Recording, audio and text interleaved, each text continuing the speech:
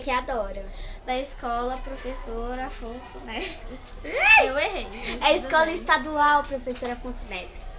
E hoje estamos aqui com a Letícia, professora de português. Oi, Brasil! Sou eu mesma. Ela é nossa professora de português. Do Verdade. 7º, 6º, você dá aula pro 8º? E dou aula, não, pro ensino médio, pro primeiro e pro segundo ano do ensino médio da tarde. Maravilha. Né? Concursada. Sou eu mesma. É, Chique quando veio a Alcione, a gente foi até lá nessa sala. Foi Ela verdade. tava dando aula com o 2º ano. Sou a entrevistada anterior. Quem tá acompanhando o nosso programa sabe. Né? Foi a Alcione, também professora de português aqui da escola. E foi uma honra tê-la recebido aqui, não é isso? Nossa, com foi muito certeza. bom. Ela é muito fofa. Verdade, muito legal. meninas. A gente vai fazer umas perguntinhas pra você. Manda brasa.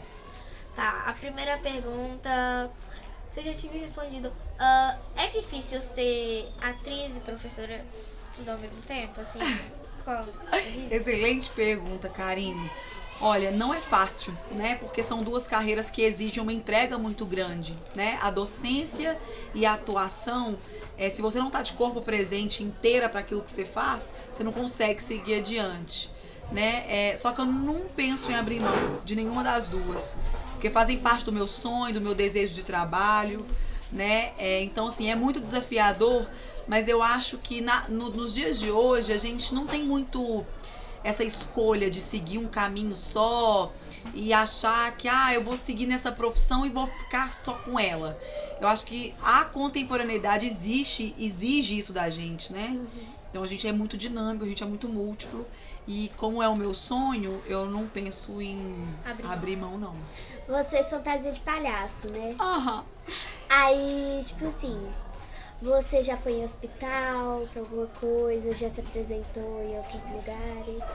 Ótima pergunta, meu amor. Eu estudei primeiro teatro, né? Eu fiz teatro na UFMG, no Teatro Universitário, e na PUC Minas. Então foram formações que mudaram minha vida completamente. Eu era uma pessoa antes do teatro, me tornei outra completamente diferente, porque eu passei a me conhecer. E eu acho que quando a gente se conhece, a gente lida com o outro de uma forma diferente. Faz sentido? Né? Porque se eu me conheço, eu respeito o outro. Eu olho para o outro com o olhar da empatia, do cuidado. Né? Então o teatro ele tem essa viagem do autoconhecimento. E a palhaçaria entra exatamente nessa lógica. Eu comecei a estudar palhaçaria e a gente pensa no palhaço não exatamente como um personagem. Né? O palhaço, ele não é uma coisa que você veste e cria. O palhaço, ele nasce de você. Ele coloca uma lupa em aspectos da sua personalidade, principalmente aquilo que é mais frágil, aquilo que é risível, que faz os outros rirem, aquilo que você acha que é o seu defeito, aquilo que você acha que não é legal em você, o palhaço pega, amplia, e aí você começa a se conhecer mais, você começa a fazer um processo de viagem interna muito grande, né? Então a palhaçaria entra na minha vida nesse lugar assim, sabe?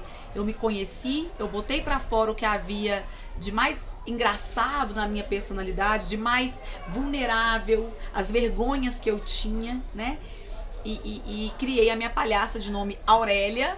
E a Aurélia já foi para muitos lugares, para hospitais, para asilos. Eu gosto muito de trabalhar com idoso.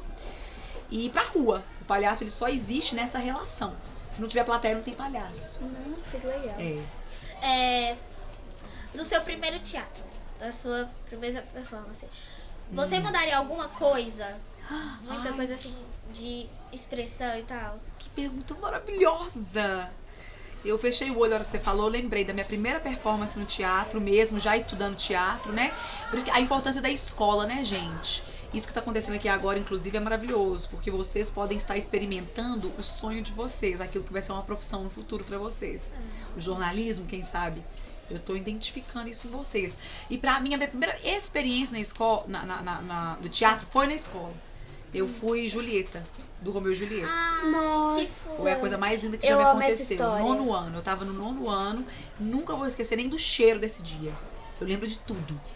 Das sensações. Foi uma emoção que eu não consigo expressar. Então, deve ter sido incrível.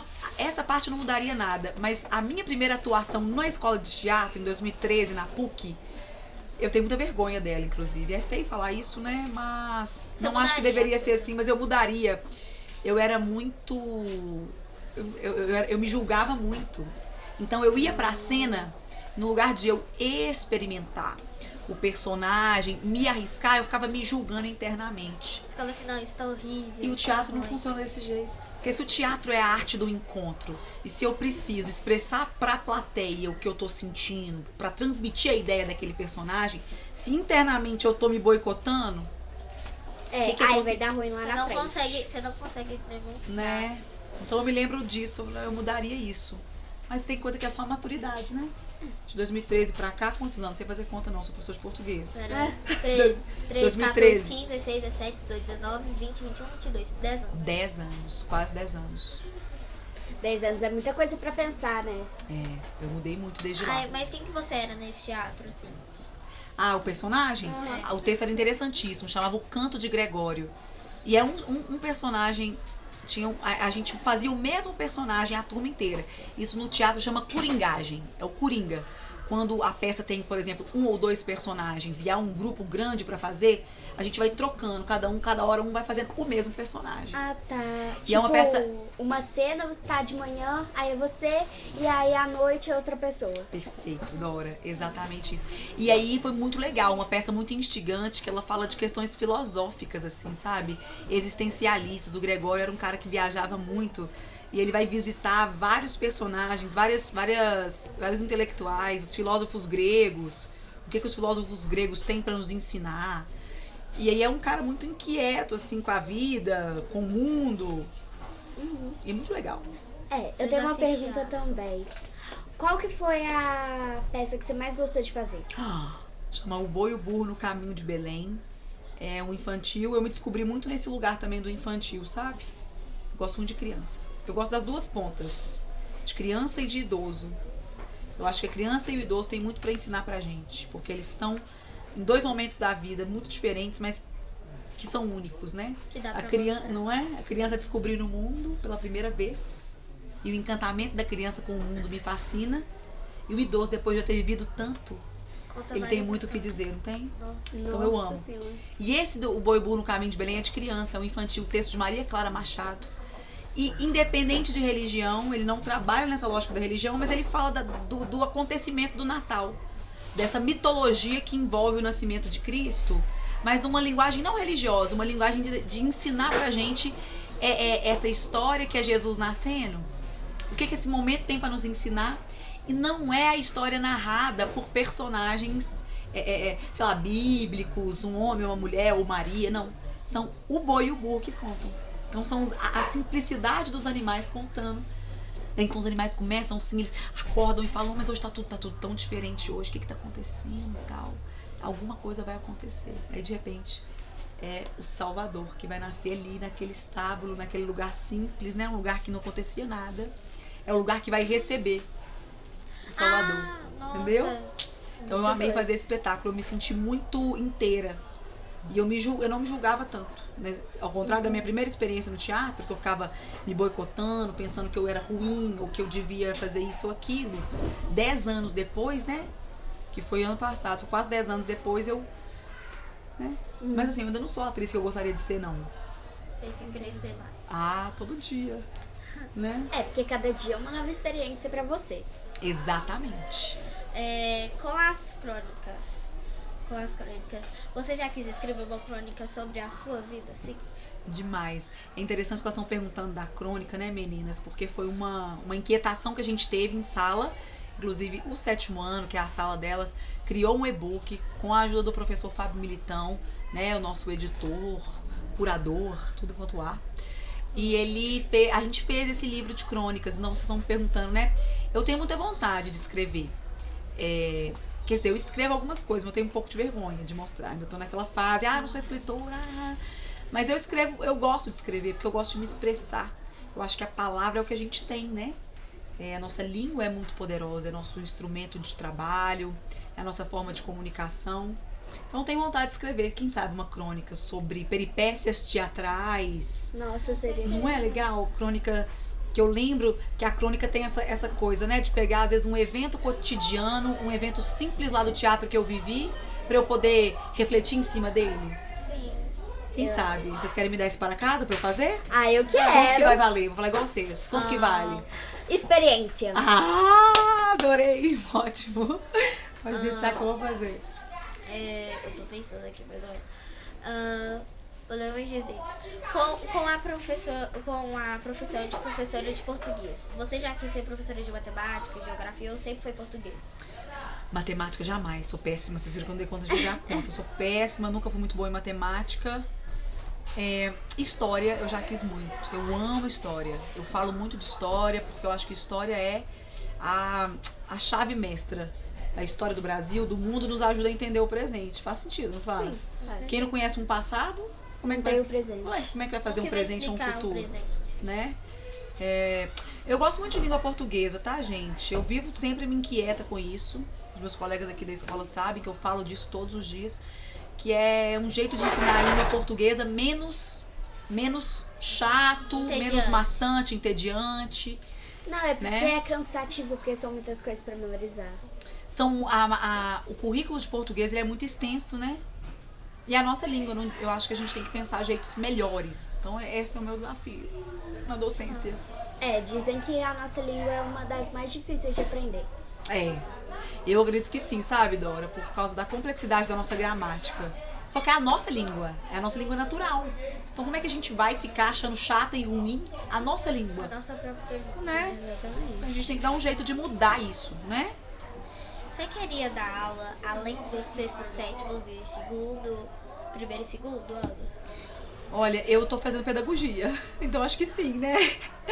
Quem é pedagogo, vou só explicar mais ou menos a diferença. O pedagogo, ele tá apto a dar aula para meninos mais novos. Ele faz o processo de alfabetização, que se dá com 5 ou 6 anos de idade. O que você Quem dá? faz letras, né?